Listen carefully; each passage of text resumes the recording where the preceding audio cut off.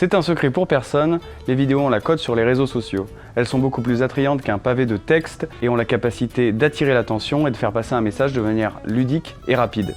Nous allons voir ensemble comment réaliser une courte vidéo type annonce officielle sur les réseaux sociaux avec un sujet face caméra, voir comment on peut éviter de tomber dans certains pièges faciles et produire le tout pour moins de 100 €.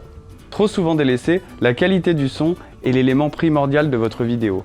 Mon premier conseil sera donc de réaliser votre vidéo dans un environnement clos avec le moins de bruit ambiant possible.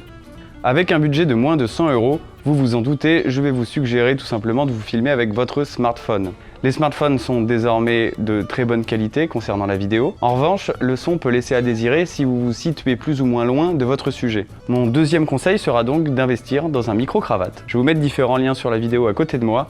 Sachez par contre que je n'ai testé aucun des produits que je propose, ce sont souvent des entrées de gamme. Lors de la prise de son, il y a plusieurs pièges dans lesquels il vaut mieux éviter de tomber. Par exemple, le positionnement du micro-cravate. Si vous désirez le cacher sous des vêtements, faites très attention aux frottements qui pourront être audibles. Je vous conseille donc de vous munir d'un casque audio ou d'une paire d'écouteurs afin de vérifier les niveaux sonores pour avoir un son de voix optimal. Si le niveau d'entrée est trop faible, vous n'entendrez pas la personne. S'il est trop haut, le son risque de saturer. Passons maintenant au cadrage. Je vous conseillerais deux façons de cadrer votre sujet, en plan américain, c'est-à-dire sous la ceinture, ou en plan poitrine. Concernant son placement dans l'image, je vous conseillerais tout simplement de le mettre au tiers de l'image, ce qui peut permettre des incrustations en post-production, ou tout simplement centré dans l'image. Concernant l'angle du regard de votre sujet, deux solutions. Si vous faites une vidéo impactante dans laquelle le spectateur doit se sentir impliqué, je vous conseillerais un regard droit dans la caméra. A l'inverse, si vous êtes sur une vidéo de type interview, je vous conseillerais d'orienter le regard de votre sujet à 30 degrés directement si c'est possible avec son intervieweur. Conseil de cadrage, ne collez jamais votre sujet à un mur. Plus vous avez de la distance entre le sujet et le fond, plus vous allez gagner en flou d'arrière-plan et donc en esthétique. Dernier conseil de cadrage, assez basique mais toujours bon à rappeler, attention à ne pas bouger pendant la prise de vue.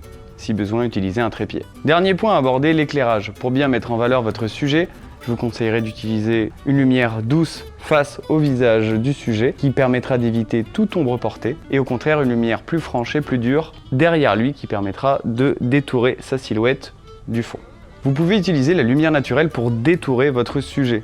A l'inverse, pour éclairer son visage de manière diffuse, je vous conseillerais un ring LED, très utilisé par les youtubeurs. Vous pouvez vous en procurer à partir de 30 € sur internet. Si la lumière du jour ne vous permet pas de détourer votre sujet le jour du tournage, procurez-vous un panneau LED, il y en a à partir de 40 € sur internet. Pour terminer cette vidéo, je vais vous donner 4 pièges dans lesquels il ne faut surtout pas tomber. À commencer par la balance des blancs. Une mauvaise balance des blancs va produire une image trop froide ou trop chaude et surtout pourra être austère pour le spectateur et va vous faire passer pour un amateur. Si vous utilisez le ring LED que j'ai mentionné précédemment ou le panneau LED, sachez qu'il faut régler la balance des blancs sur lumière du jour.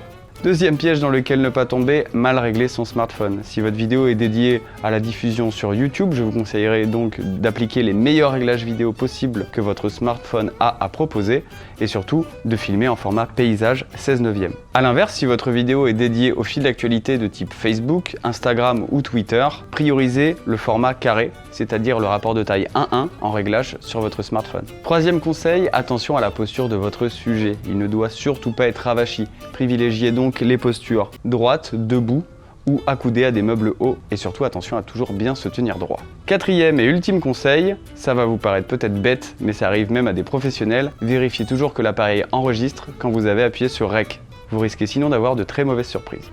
Vous avez maintenant les clés en main pour réaliser votre propre vidéo destinée aux réseaux sociaux pour moins de 100 €. J'espère que je vous ai été utile grâce à cette vidéo. Merci à vous pour votre attention.